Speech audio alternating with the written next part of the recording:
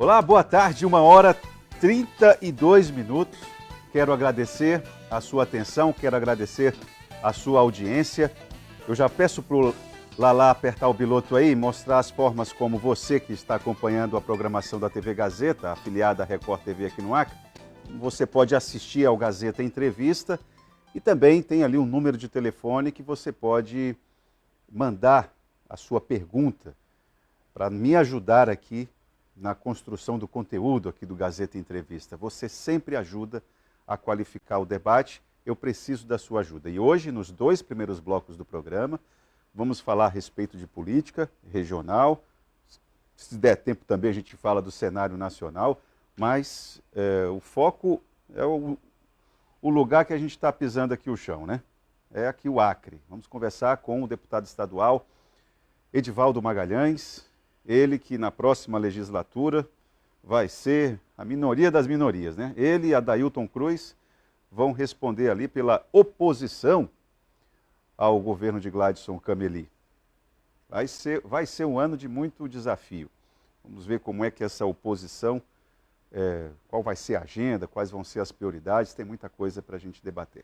Antes de eu falar aqui, eu preciso dar um recado aqui, mas antes de eu dar o recado, deixa eu só colocar aqui uma situaçãozinha que já está circulando nas redes sociais aí a manhã inteira e que Gazeta Entrevista precisa falar sobre isso porque tem interesse público. Eu estou me referindo a essa situação envolvendo a nossa Polícia Militar do Estado do Acre.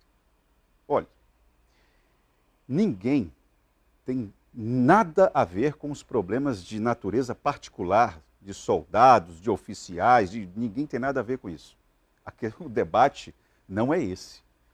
As questões de foro íntimo, isso aí cabe a cada um. Agora, um policial, um agente de segurança pública, utilizar de estrutura da Polícia Militar para fins privados, aí não, parceiro. Aí não dá. Aí precisa ter uma corregedoria atuante e precisa ter o Ministério Público. E precisa ter imprensa também. Então eu diria que esse tripé é fundamental para que as coisas tenham um mínimo de equilíbrio nesse negócio aí.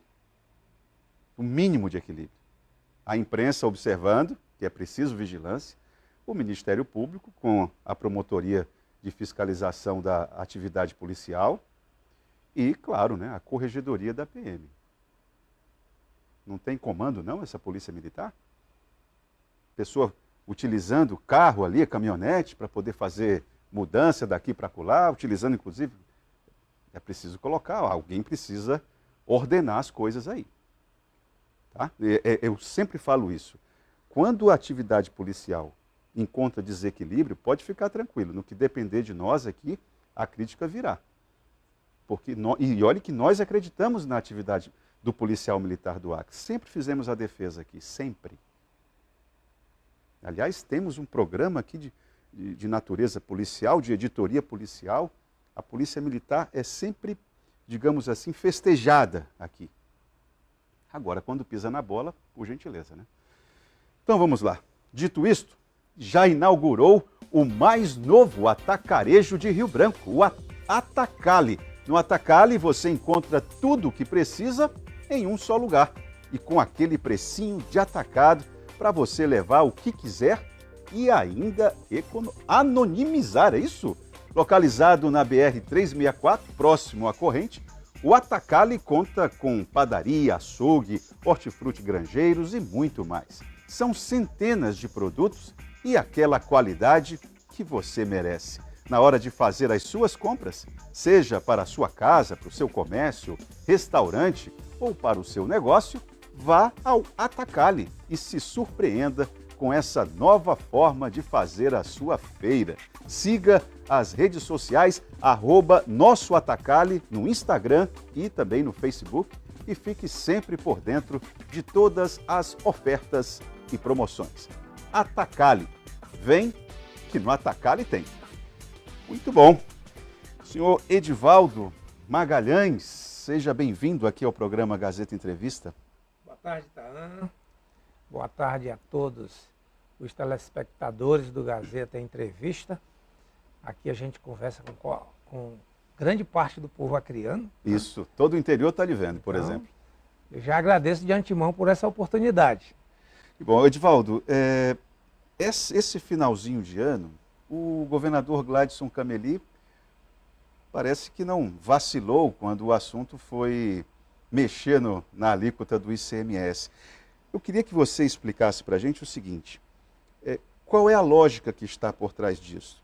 Conversei com o secretário de Estado de Fazenda e ele me explicou o seguinte, Itaã, se nós não votássemos agora, em 2022, nós só poderíamos ter impacto nos cofres públicos só no exercício de 2024. Então, daí a pressa. Tem lógica esse raciocínio? Há muitas controvérsias com relação às justificativas das medidas adotadas pelo governador, um verdadeiro presente de grego, uma verdadeira punhalada nas costas dos consumidores acreanos nas vésperas do Natal.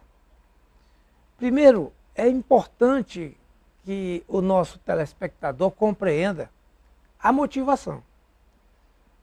O atual presidente da República, ali, no período pré e já eleitoral, em função do crescimento assombroso do preço dos combustíveis, mandou um projeto de lei para a Câmara Federal, que foi aprovado, reduzindo e unificando alíquotas da gasolina e da energia. Todo o Brasil tinha alíquotas diferenciadas. Cada estado tinha uma alíquota praticamente diferente do outro com relação à cobrança do ICMS sobre esses dois produtos, energia e a gasolina. O que é que fez? O Congresso Nacional unificou. Unificou a alíquota com um prazo de validade, dizendo, olha, essa alíquota fica em 17% no Brasil inteiro, que era para conter a escalada de reajuste do preço da gasolina e da energia, e no dia 31 de dezembro, né, até lá, se iria construir uma alternativa a isso. O que a oposição chamou de eleitoreira, não é? A eleitoreira, para poder ganhar os votos. O questionamento do povo sobre o preço dos combustíveis e da energia era enorme. Aí o que é que ocorre? Os estados entraram na justiça, inclusive o estado do Acre. E eu concordei com a ação do governo do estado ao entrar no Supremo Tribunal dizendo, olha, nós precisamos ser compensados pelas perdas de arrecadação. Até aí, medida correta, proteção dos programas, dos investimentos das diversas áreas sociais do governo, não pode ter perda de arrecadação, corretíssimo. O Supremo começou a conceder liminar para vários estados, dizendo que tem que compensar. E o Supremo agora está finalizando uma negociação, Itaã, para que os estados sejam compensados. Ou seja, o Supremo não bateu o martelo ainda, né? O Supremo vai bater o martelo agora, antes do final do ano, inclusive. Exato. Decidiu que seria o fiador de um acordo entre o governo federal, os estados, para ter a compensação. Portanto, solução à vista para a perda de arrecadação. Uma das formas melhores, sabe o que era? Compensar não fazendo o desconto automático da dívida dos estados que têm dívida. Portanto, você mantém, digamos assim, o seu nível de arrecadação do ICMS. Onde é que está a malandragem? A palavra certa é essa. Malandragem e covardia do governo do estado com os consumidores. Ele pega essa polêmica dizendo, olha, a gente tem que... Muitos estados estão trabalhando, muitos estados estão mudando as suas alíquotas. Manda um projeto de lei, ao invés de tratar da questão do combustível, gasolina falando, da questão da energia, que levou uma pancada de 15,53% a partir já da metade do mês de dezembro. A ANEEL fez isso. A ANEEL já autorizou 15,53%. O que é que o governo faz? Ele manda reajustar toda a base de cálculo de cobrança de todos os produtos do estado do Acre, exceto da cesta básica. De 17% para 19%. A discussão não está nas perdas de arrecadação em função da gasolina, do consumo da gasolina, e nem as perdas de arrecadação com relação à energia. Mandou aumentar tudo de 17 para 19. E ainda vende de forma malandra. Porque aí está a malandragem. Não é apenas 2%. Como se tivesse acrescido apenas 2%. 2 pontos percentuais, nem 2%. Na verdade, são 2 pontos percentuais sobre 17. Sabe quanto é que dá isso, então? Em todos os produtos, dá um acréscimo de 11,7%. Se você estava pagando tanto sobre a água, uma garrafinha d'água, vai pagar 11,7% a mais de imposto de ICMS sobre uma garrafinha d'água. Eu não entendi essa diferença. Não são só 2 pontos percentuais. É que os 2 pontos percentuais, se tu pegar, quanto é 10% de 17? Dá 1,7%.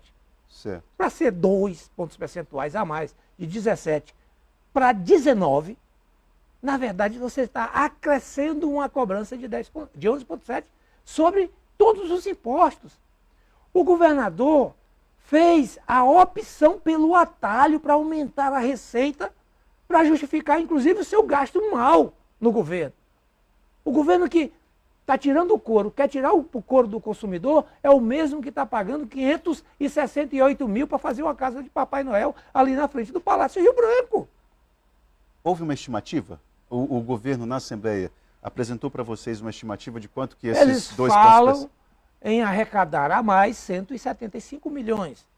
Mas essa conta é uma conta que não é precisa. Porque quando você cobra mais caro das pessoas, você vai, num momento de crise e de dificuldade, qual é a tendência?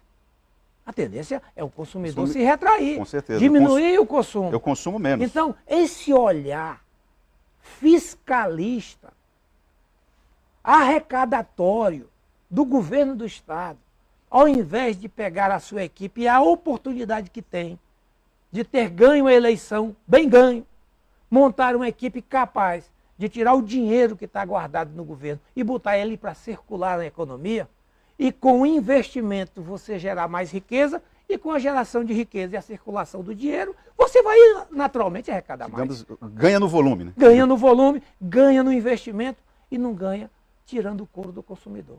O que foi feito na Assembleia, com o povo acriano, foi um ato de covardia. No final de ano. Você falou que ia contestar, inclusive do ponto de vista legal, a manobra que foi feita pela base do governo, porque a base perdeu no primeiro momento e depois... Desatenta que estava no dia da votação e por conta de dos humores, porque quando vai chegando no final do ano, a base também está descontente. Tem muito descontentamento que não é dito publicamente, mas que a gente escuta nos corredores da Assembleia. O governo errou a conta, na hora de votar faltou um voto.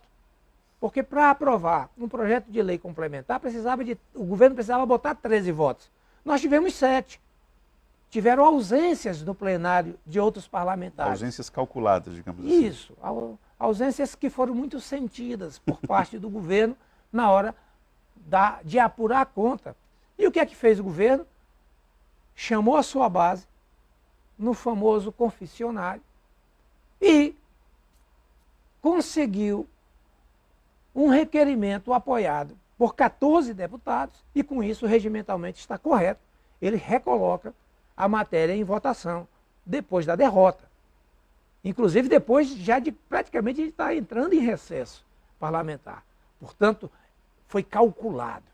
É preciso aprovar agora. Essa questão da anterioridade é questionável, porque vários tipos de impostos e de alíquotas você poderia ter ali uma espécie de espera de 3 meses para poder entrar em vigor. A anterioridade que você está se referindo é o argumento do secretário de Estado. Só teria que entrar no ano seguinte se perdesse o prazo. Que esperar. Na verdade, esse é um argumento falso, porque o objetivo não era compensar as perdas em função da unificação, né, do ICMS da gasolina e da energia, que está resolvido praticamente com o Supremo e a partir do ano que vem você vai ter uma solução de compensação das perdas.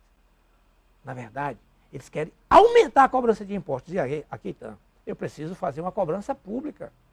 Okay. Onde está a Associação Comercial do Estado do Acre, que não se posicionou? Onde está a Federação do Comércio, que não se posicionou? Onde está a Federação das Indústrias, que também não se posicionou sobre esse assunto? que é preciso questionar. Porque você vai atingir e dar um tiro nos peitos do consumidor. Por menos disso, eu vi a Assembleia ser tomada por vários dirigentes dessas entidades para discutir a pauta da exportação da carne, do bezerro, etc. Mas agora que está se tirando o sangue do consumidor acriano, não vi ninguém O empresário indignado. não é impactado com essa medida também? O É empresariado? claro que eles serão impactados. Eu mesmo recebi de alguns comerciantes, tanto de Rio Branco, quanto de Cruzeiro do Sul, quanto de Itaracá, telefonando, me parabenizando pelo meu posicionamento e pelo meu voto. Dizendo, isso aqui vai ser uma loucura. A gente vai ter que atualizar os preços imediatamente. Porque todo dia eles estão comprando. Está chegando mercadoria na prateleira. E aí, na hora de fazer a fatura do imposto, opa, ficou mais caro, então ele tem que se antecipar. Nós vamos ter um Natal inflacionado do ponto de vista do preço dos produtos para os nossos consumidores em função dessa medida. Além do Natal, inadequada. O começo do ano também, que sempre é difícil, vai ser pior ainda. Aí no começo do ano vem a energia com 15,53, coloca-se mais de 11,7 em cima do imposto que se acrescentou. A pancada para os mais pobres, nós vamos ter muita gente tendo a sua energia cortada. O gás vai ficar mais caro. Difícil. Olha, o Leonardo, eu vou fazer o intervalo agora. O Leonardo, de senador Guiomar, ele está fazendo o seguinte, ele está falando o seguinte, esse governo aí só quer favorecer aqueles que estão ao lado deles. Eles não estão olhando para os mais pobres, nem assumiu o novo governo e já está aumentando os impostos. Aonde nós vamos parar? Político aumentando seus próprios salários, enquanto os mais pobres, classe baixa, continua recebendo o mesmo salário. É o Leonardo, de senador Guiomar. Leonardo, obrigado pela tua participação. Queria que o deputado Edivaldo Magalhães fizesse um comentário em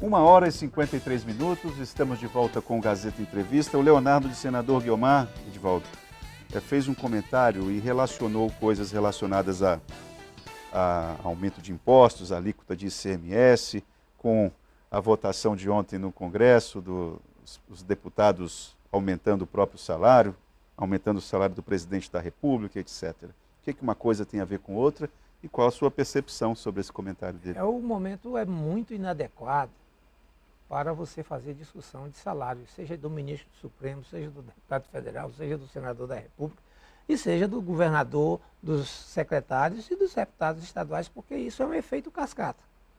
Há uma vinculação geral. Na hora que você aumenta lá, todos os salários que estão indexados, eles vão sofrer o mesmo reajuste.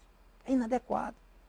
O Congresso quase que não aprovava ontem o dinheiro necessário para pagar o novo Bolsa Família, que é a manutenção de R$600 por família carente, com mais de 150 por cada filho de até 6 anos de idade. Dificuldade enorme. Tratativas 1000, foi preciso o próprio Supremo tomar uma decisão mais dura para poder amolecer o coração do próprio presidente da Câmara e fazer com que se destravasse as votações. 2 deputados do Acre votaram contra. Pois é. Qual é a justificativa para isso? Alan Rick e Mara Rocha. Veja bem. O teu entendimento sobre isso, vamos lá. É uma postura política de falta de sensibilidade com os mais pobres. Porque na campanha, o Lula disse que defendia os 600 e o Bolsonaro também disse que defendia os 600. Só que o Bolsonaro, na hora de mandar o orçamento, mandou de 400. Quer dizer, você estava fazendo para inglês ver, para enganar os mais pobres. Agora chegou o momento de dizer assim, não, aquilo que foi dito na campanha tem que ser garantido já em janeiro, no pagamento dos benefícios sociais dessa gente que precisa desses recursos.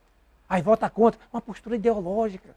Não tem justificativa política, não. E o argumento fiscal? Não, porque o teto dos gastos.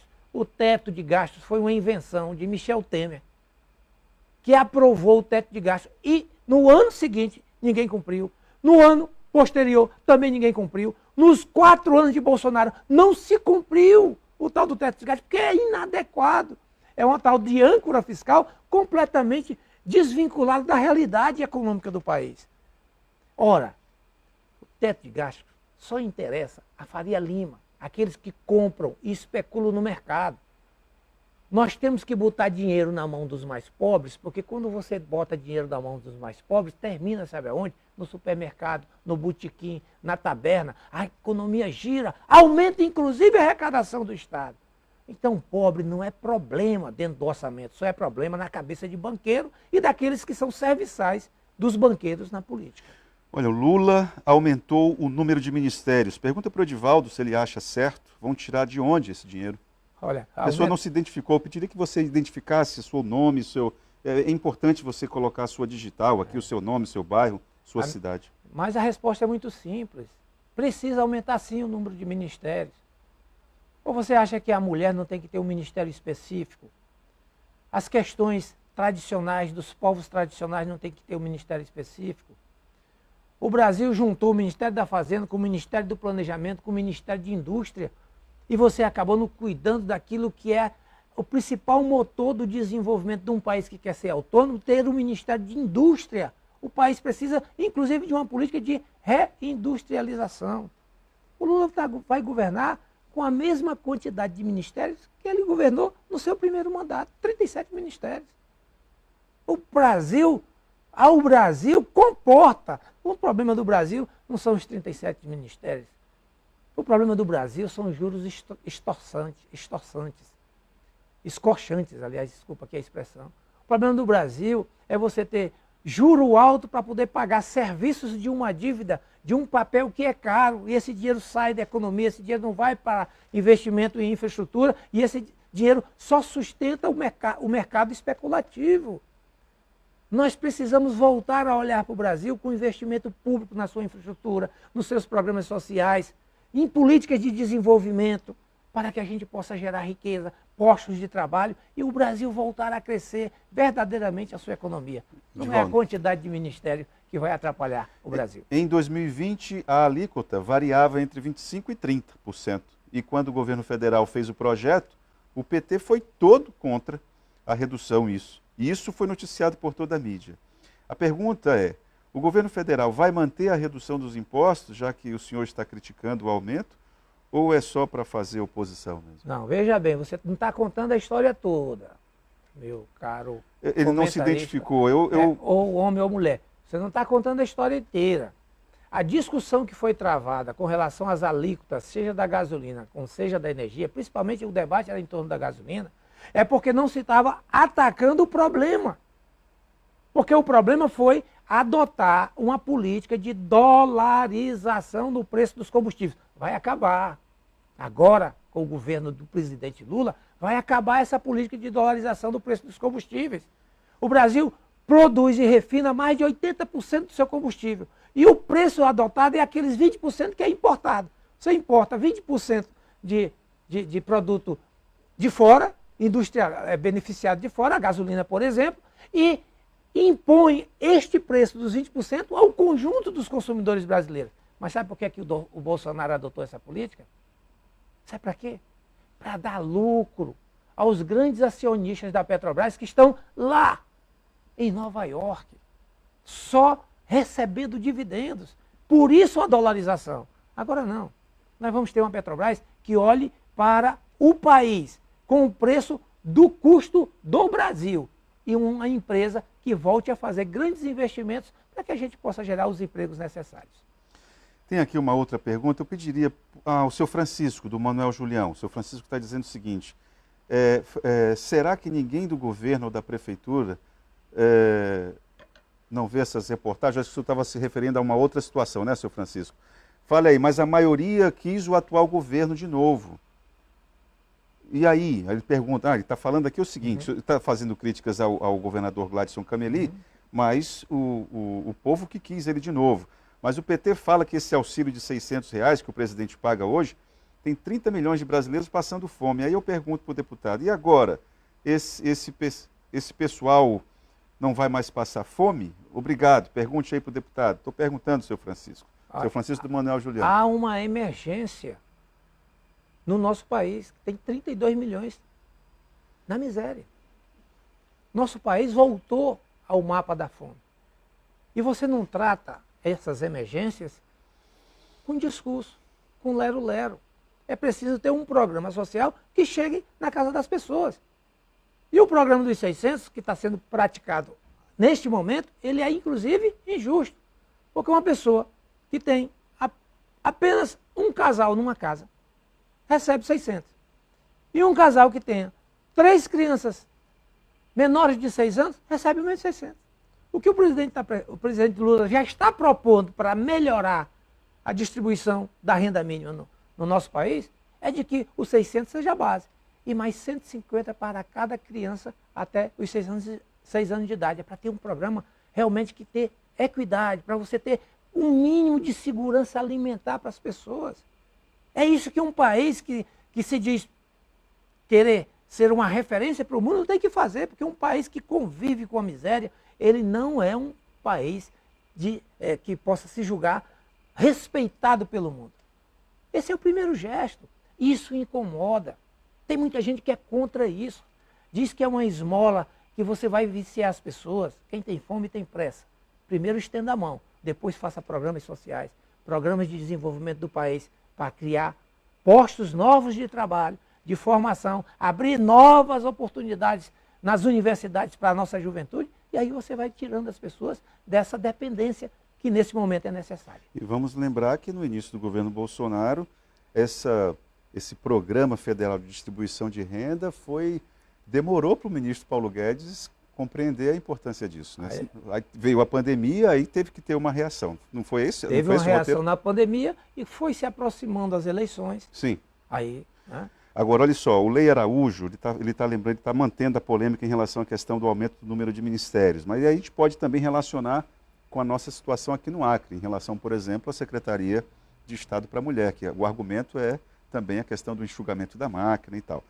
O Lei Araújo está falando o seguinte, mas para que aumentar, se referindo ao número de ministérios? Se o Brasil não consegue andar com tanto ministério, burocracia, tudo isso, e não consegue andar. Como o senhor explica isso? O Brasil não consegue andar, não é porque tem muitos ministérios, não. O problema da burocracia é um outro tipo de problema.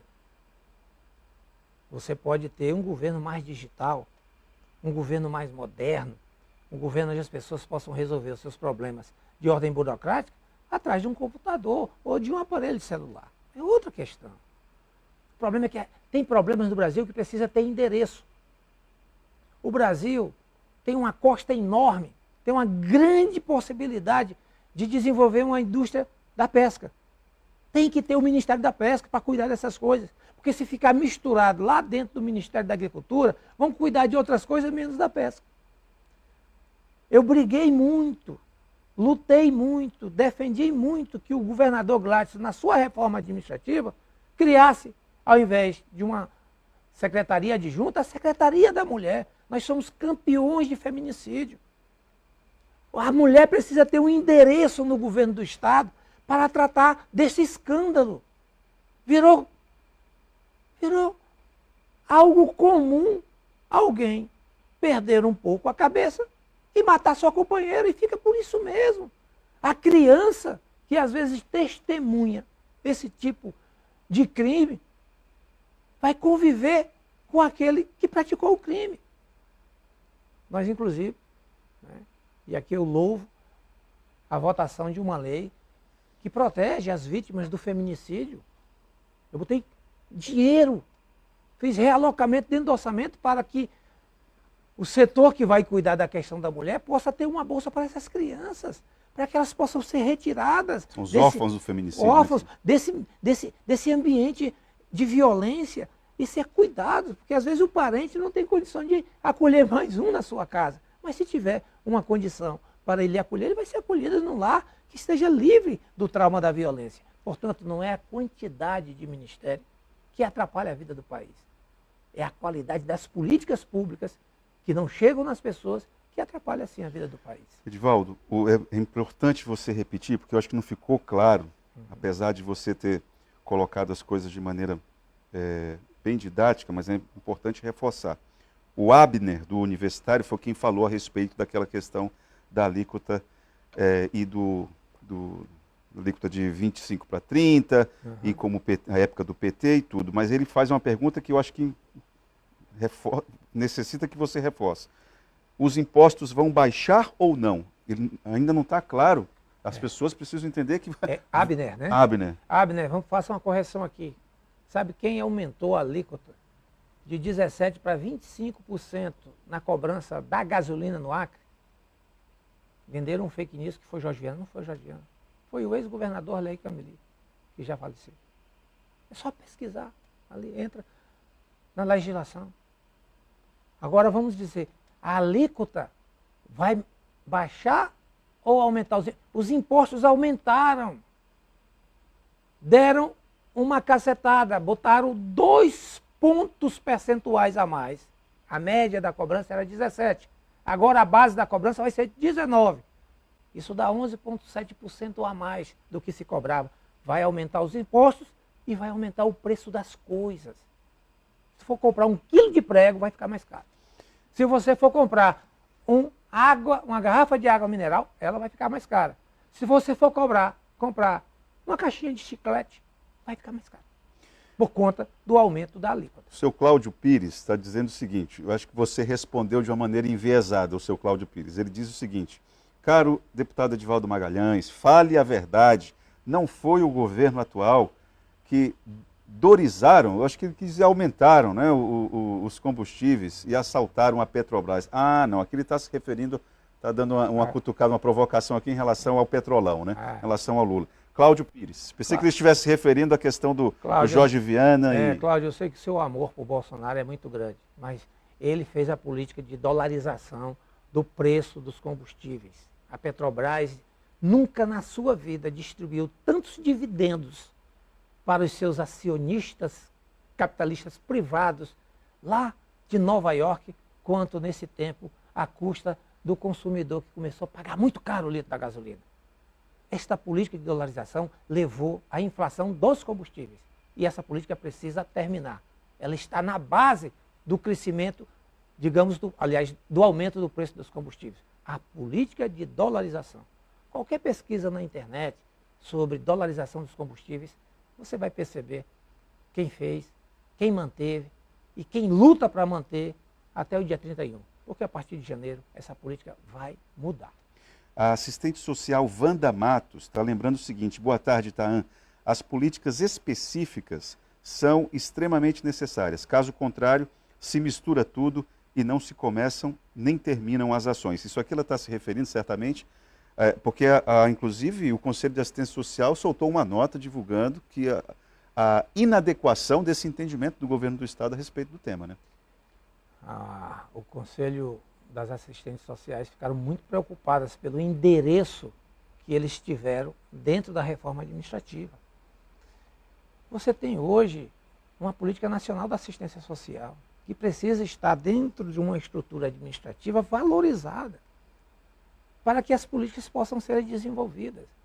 Foi uma confusão essa reforma administrativa do governo Gladys. Eu, inclusive, deixei gravado na sessão, de que, na minha opinião, ela não tem sobrevida de 60 dias, porque vai vir Natal, Ano Novo e tem o mês de janeiro. Quando se reiniciar os trabalhos legislativos, eu vou ficar só aguardando a reforma da reforma, porque ela não foi pensada, ela não foi planejada e ela não responde aos desafios de uma gestão moderna para um período dos próximos 4 anos. O Abner está lembrando o seguinte: quando tinha o Ministério da Pesca, montaram uma fábrica aqui.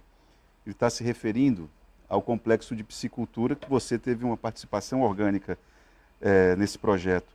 E até hoje não vimos resultados. Será que vão reinaugurar para trazer emprego para nós? Não foi o Ministério da Pesca que montou aquela fábrica.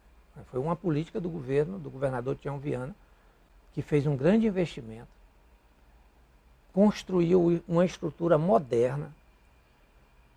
Ali estão colocadas tecnologias que a gente poderia estar gerando muitos postos de trabalho. Infelizmente, às vezes, termina um governo, começa o outro, e uma boa ideia, um bom investimento, poderia ter continuidade de políticas, porque para você estruturar uma cadeia produtiva leva muito tempo. Quantos anos levou para que o produtor rural dominasse completamente o cuidar de um boi na cadeia produtiva da pecuária? Quantas vezes foram financiadas a construção de frigoríficos pelo Banco do Brasil, pelo antigo BASA e etc., para poder você ter hoje uma estrutura moderna de industrialização da carne no estado do Acre? Foi muito investimento público. Aí você faz um pequeno investimento, cria um complexo industrial, você faz uma propagação de tanques para você incentivar a piscicultura, e depois de 4 anos se encerra. Agora, Edivaldo, eu vou te interromper, inclusive mantendo o assunto. Dada a importância do fortalecimento da cadeia produtiva do peixe, acho que isso foi uma ideia importante do ex-governador Tião Viana. Não sei se a forma como a peixe da Amazônia, com o tamanho que ela já nasceu, se isso não foi um erro, mas isso aí é uma coisa para se avaliar depois. Mas eu queria me voltar para a Assembleia. Dada a importância de um projeto como esse, eu achei que esse tema fosse estar mais presente ali no parlamento. Eu acho que ele foi ausente, claro que ele foi motivo de alguns debates ali, mas ele mereceria mais. Você tinha 2 problemas. Ao governo não interessa, ao governo estadual e ao governo federal, o desprezo completo. Agora nós vamos poder fazer essa discussão, porque está desbloqueado, por exemplo, os recursos do Fundo Amazônia. Quer uma atividade mais sustentável do que piscicultura? Você tem um outro cenário que tem pode... Tem outro cenário onde esse debate vai vir com mais força. Você tem novas forças que poderão, inclusive, atrair a própria iniciativa privada para cuidar daquilo, porque aquilo tem que ser cuidado não pelo governo, pela iniciativa privada, como é a Dom Porquito e a Acreaves. Em que pese alguns erros ali da complexo de piscicultura, não foi só o governo que errou, não foi só o governo que decidiu ali, Edivaldo. As decisões ali todas eram privadas. Pois é. Primeira coisa, né? Todas eram privadas. Mas eu acho que a ideia em si, ela precisa ser resgatada e a atividade precisa ser valorada e valorizada, porque aquilo ali é fonte de geração de emprego e de riqueza para o estado do Acre. Você e o Adailton Cruz, que nosso tempo aqui já acabou, estou levando até, chamando a atenção aqui, mas e você e o Adailton, como é que está a expectativa para fazer oposição ali? Eu sou daqueles que acham que nós não seremos solitários lá na Assembleia, porque a base está tão grande que pode empanzinar o próprio governo. Porque aqueles que têm muito querem mais. Aqueles que estão chegando querem ter o que os outros já tinham. E não tem vaga para todo mundo. Essa base racha? Haverá dissidências, com toda certeza. Você acha que o grupo dos independentes vai ser um pouquinho maior do que o que é atualmente? Eu acredito que nós vamos ter ali uma bancada de independentes. Já no início do primeiro período, a partir de fevereiro. Isso pode ser estratégico para a agenda de vocês, né? É muito importante. Edivaldo, muito obrigado pela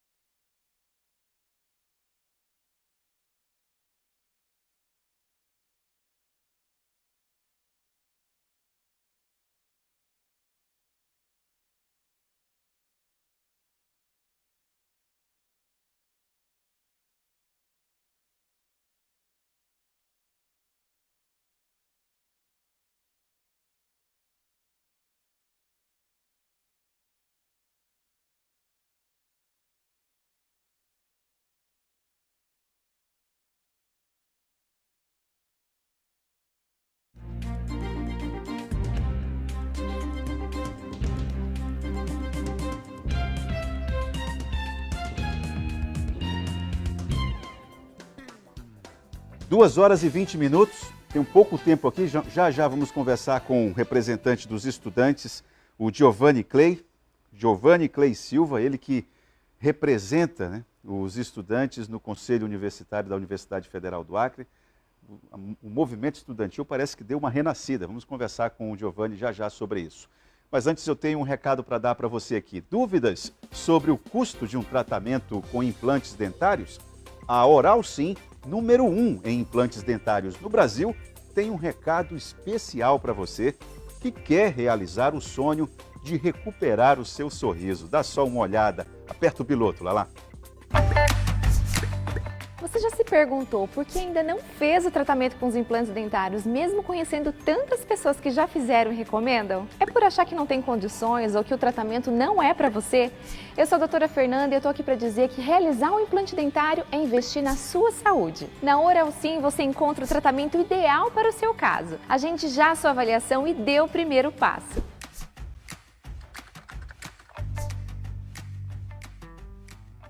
Entendeu o recado, né? Investir em implante é investir na sua saúde. Ligue e agende a sua avaliação. O telefone é 0800 750 5571 e o 68 99234 1903. Oral Sim, a clínica mais indicada do Brasil.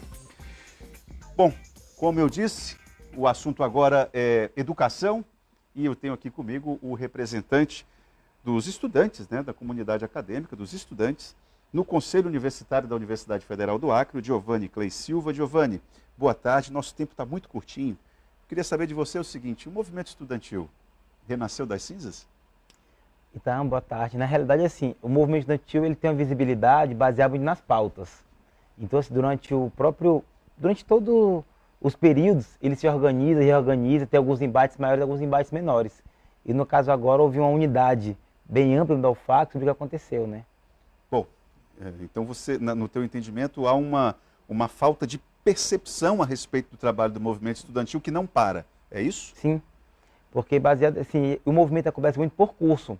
Os cursos das humanas, da saúde, das engenharias, baseado nas pautas internas, tem visibilidade ou não na sociedade, né, os movimentos. Mas o presidente Bolsonaro não te deu muito motivo para mobilizar e o barulho que vocês fizeram foi um pouco baixinho demais para o tanto de danação que o presidente fez no Ministério? Durante o governo Bolsonaro, então, assim, o movimento estudantil ele teve vários focos e um deles, inclusive, foi se organizar internamente.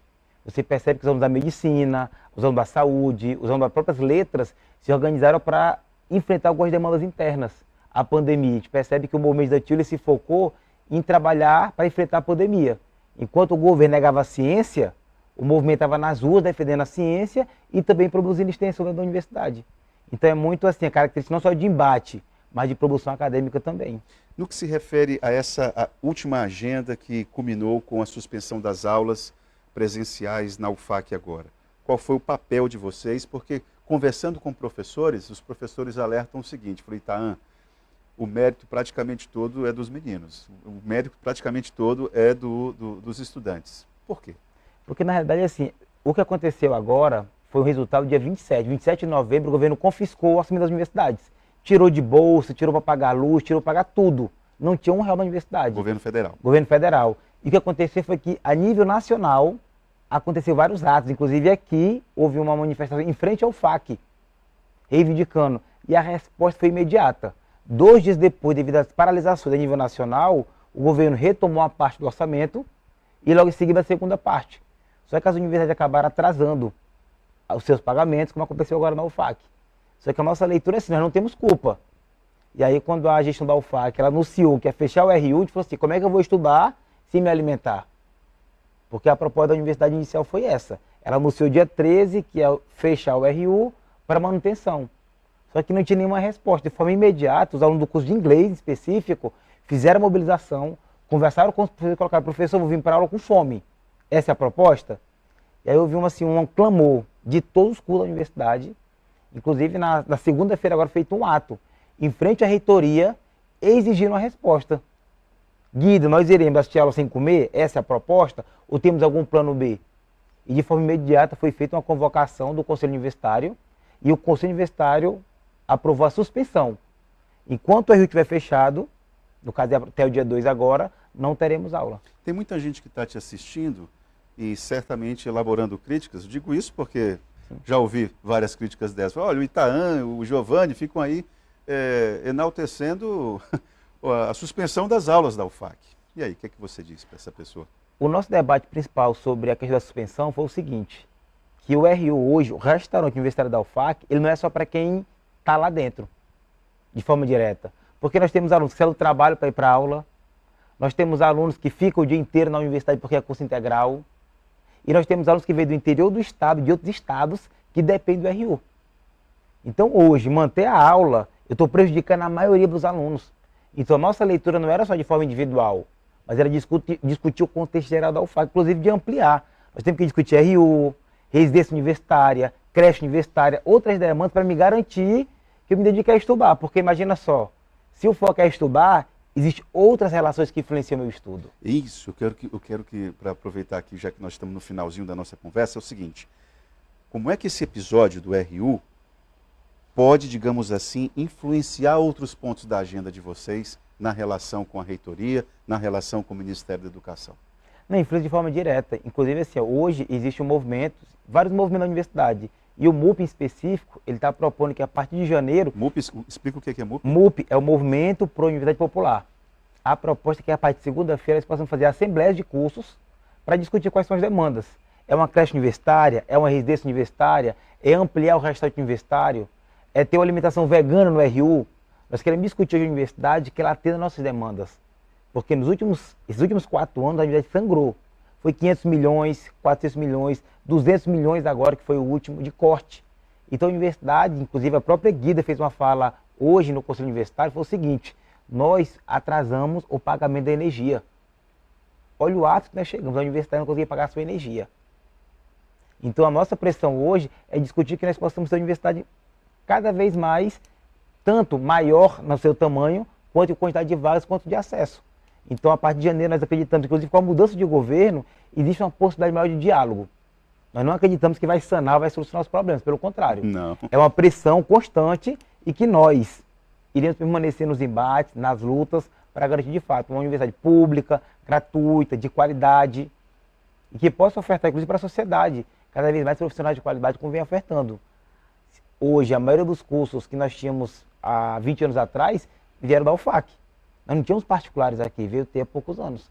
Então, temos que ampliar e investir cada vez mais nelas, né?